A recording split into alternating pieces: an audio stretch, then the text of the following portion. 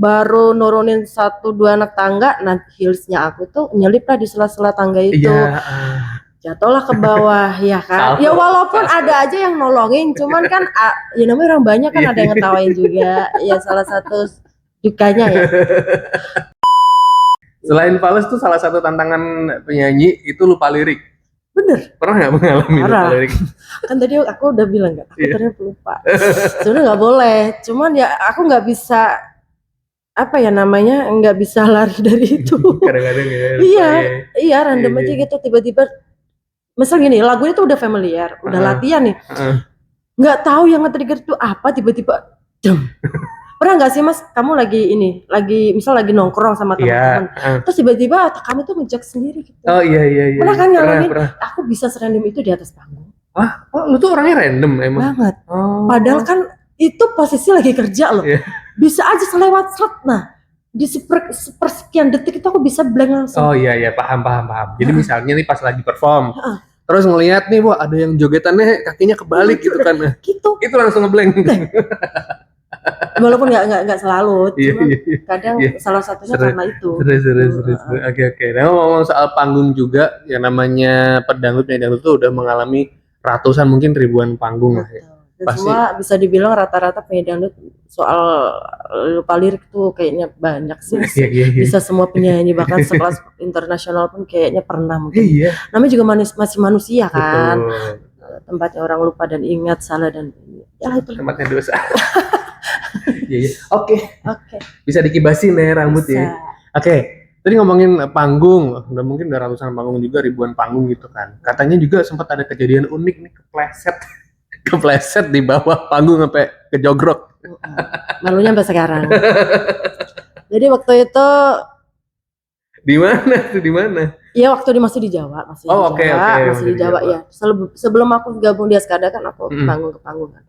Jadi waktu itu selesai nyanyi, kita turun panggung dan kebetulan tangga panggung itu kan di depan. Kan ada aja kan yang di samping, ada di belakang. Nah itu kebetulan di depan, dan waktu udah selesai tuh penonton nggak langsung buyar, nggak langsung pada ini pulang gitu kan. Jadi masih pada ngumpul beramai di bawah. Aku mau turun, baru nurunin 1-2 anak tangga, nah heelsnya aku tuh nyelip lah di sela-sela tangga itu. Jatuhlah ke bawah, ya kan? Ya walaupun ada aja yang nolongin, cuman kan ya namanya orang banyak kan, ada yang ngetawain juga. Ya salah satu dukanya ya. Iya, duka dan lucu. Ya maksudnya dibawa bercanda aja sih, walaupun sebenarnya malu. Dan sakit ya. Sakit pasti. Tulang, Mbak. Oke. Aduh, ya Allah. Emang kadang sakitnya nggak seberapa, tapi malunya. Kan bilang tadi. Kalau diinget ya, sampai sekarang bisa ya. Ya itulah, kita kan nggak bisa. Yang mau sehati-hati apapun ya, kadang ada aja celahnya gitu. Betul. Oke, jadi pengalaman panggung udah banyak nih ya. Tadi sempat bilang itu duka juga. Nah, kalau ngomongin panggung, biduan, dangdut, itu jujur ya, gue tuh sebagai cowok kadang-kadang juga, ya kenapa sih cowok-cowok pada iseng gitu, pada jahil gitu kan, ngeliat biduan tuh katanya matanya bisa kayak keluar-keluar gitu, terus bisa ngerekam tuh lama banget kan. Sebenarnya tergantung gimana sih, jiwa seninya kita sih. Ini kalau kita ngomong soal jiwa seni. Asik. Hot. Kalau kita ngomongin gini, jadi sebenarnya penonton dangdut, khususnya musik dangdut, kalau laki-laki, ini khususnya kalau laki-laki ya, laki-laki tuh sebenarnya kalau dia menonton atau menilainya hiburan dangdut tuh dari angle seni, dia akan menikmati. Oh iya benar. Iya kan, menikmati dalam arti ya menghibur gitu. Tapi kalau gitu kan, dia melihatnya dari angle yang tubuhnya bagus ya. Iya kan, itu beda lagi. Yang harusnya itu gitu, seni jadinya kotor. Iya kan. Jadi tergantung sudut pandang mereka itu seperti apa melihat musik dangdut, terutama untuk sosok penyanyinya ya. Iya. Gitu. Tapi itu tadilah warna-warni jadi penyanyi dangdut tuh. Mungkin ada beberapa orang yang masih memandang atau menilai musik dangdut tuh kampungan. Jadi menganggapnya iyalah gampangan ini, ya bla bla bla lah, pokoknya banyak. Ya itu tadi, kalau ketemu sama orang-orang yang seperti itu ya mereka akan melihat kita itu sebagai tontonan yang tanda kutip gitu loh. Tapi makanya kita sebagai pelaku seni ya kita ngejalaninnya ya sebagai ini sebaik seni. Mungkin ini seni, ini menghibur gitu. gitu loh. Nah, akhirnya tadi si Anita bilang juga apa namanya melindungi dirinya tuh dengan gaya tomboynya. Nah, salah satunya itu.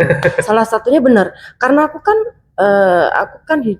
dalam rumah tangga ya, maksudnya kalau di rumah itu kan hanya ada figur seorang ibu gitu. Biasanya yang bisa memprotek anak banget tuh biasanya figurnya kan lebih ke sosok bapak. Gitu.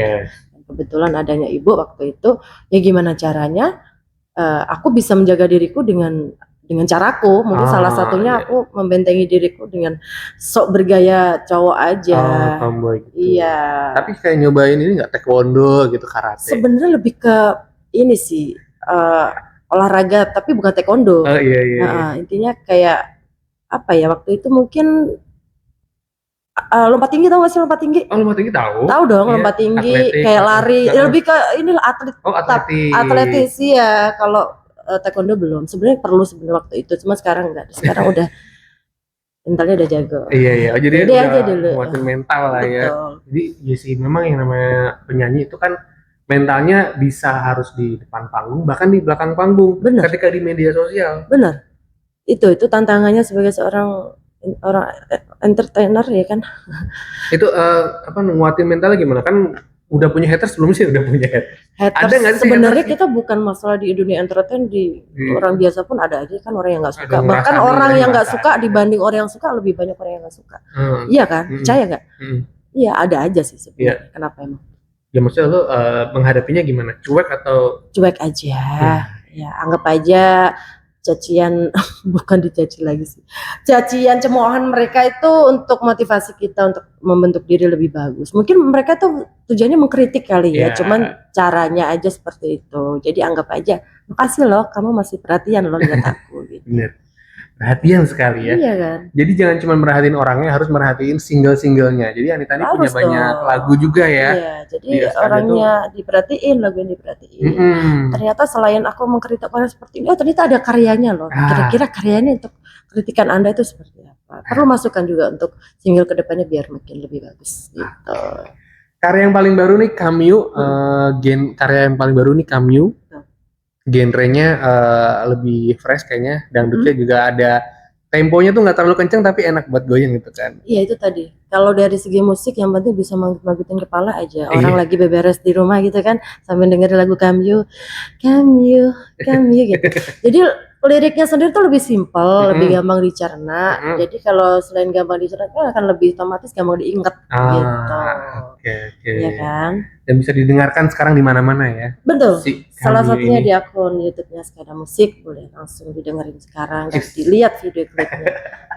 Pasti. Oke. Kedepannya bakal ada rencana apa seorang Anita Kaif nih? Plannya mau gimana? Mau ngapain aja? Ini alhamdulillah kemarin baru selesai syuting video klip lagi, ada 2 single lagi, 2 lagu lagi. Pokoknya ditungguin aja, pastinya akan lebih beda, lebih seru, lebih asik. Pokoknya lebih beda dari single-single lagu sebelumnya. Insya Allah segera mungkin akan rilis, ditunggu aja. Oke, mantap. Terima kasih Kak. Sukses buat Anita Kaif. Terima kasih Kak Tami. Dadah.